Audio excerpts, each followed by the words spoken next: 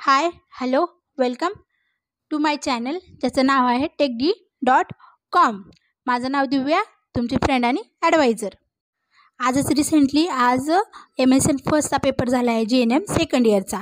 तर त्याचेच ऑब्जेक्टिव्ह मी आज तुम्हाला घेऊन आलेली आहे। प्रत्येक विद्यार्थ्यांना क्युरिओसिटी असते त्यांची MCQs बरोबर आलेले आहेत का ते नाही ते पाहण्याची।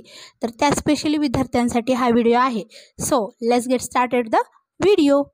प्रश्न पहिला, योग्य शब्द निवडून वाक्य पूर्ण करा। तर त्याच्यामधलं पहिलं आहे बघा, टिंबटिंबने पेनिसिलिनचा शोध लावला। अलेक्झांडर फ्लेमिंग, ब विल्यम स्केफ, ड हेम्फ्रे डेव्ही आणि ड रॉबर्ट कॉक। आन्सर आहे अलेक्झांडर फ्लेमिंग। प्रश्न दुसरा, रक्तातील युरिक ॲसिडची सामान्य श्रेणी टिंबटिंब mg/dl असते।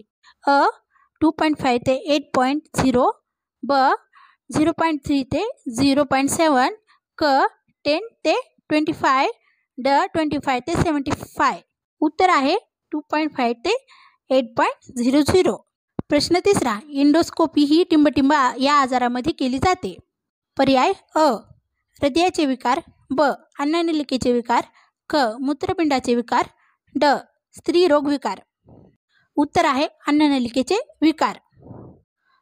प्रश्न चौथा, थ्रोम्बोसायटोपेनियामध्ये रक्तातील टिंबटिंबची संख्या कमी होते। पर्याय लाल रक्तपेशी, ब प्लेटलेट्स, क लिम्फोसाइट्स, ड ल्युकोसाइट्स।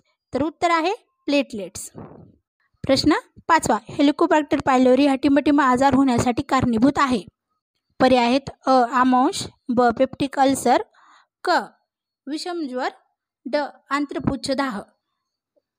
उत्तर आहे पेप्टिक अल्सर। तर प्रश्न ब, योग्य जुळवा। त्याच्यामधला बघा गट, त्याच्यामधला एक हायपोकॅल्सिमिया, त्याचं उत्तर आहे ब गटामधील ब क्षाराचे असंतुलन। 2 इन्स्पेक्शन, त्याचं उत्तर आहे ब शारीरिक परीक्षण। तिसरा ऑप्शन आहे पायलोरिक स्टेनोसिस, त्याचं उत्तर आहे रामस्टेड ऑपरेशन। चौथा कुशिंग सिंड्रोम, चंद्रमुखी। पाचवा आहे अक्यूट रेनल फेल्युअर, होमोडायलिसिस। तर प्रश्न क, खालील विधाने चूक आहेत की बरोबर आहे ते लिहा। त्याच्यामधलं बघा पहिलं, कुत्रा चावल्यानंतर प्रतिबंधात्मक उपचारासाठी रॅबिपूरचा वापर केला जातो। हे आन्सर बरोबर आहे। प्रश्न दुसरा, फ्युमिगेशन हे वायूद्वारे निर्जंतुकीकरण करण्याची प्रक्रिया आहे। हे उत्तर बरोबर आहे। तिसरा, पाठीच्या कमरेतील वेदना मूत्रपिंडातील खडे दर्शवतात। हे विधान बरोबर आहे। विधान चौथं, पाठीच्या कण्यातील शस्त्रक्रियेसाठी प्रोन ही स्थिती दिली जाते। हे विधान बरोबर आहे। विधान पाचवं, पार्किन्सन्स हा रोग डोपामाइनच्या उच्च पातळीमुळे होतो। त्याचं उत्तर चूक आहे। हे विधान चूक आहे। आय होप तुम्हाला हा व्हिडिओ आवडला असेल।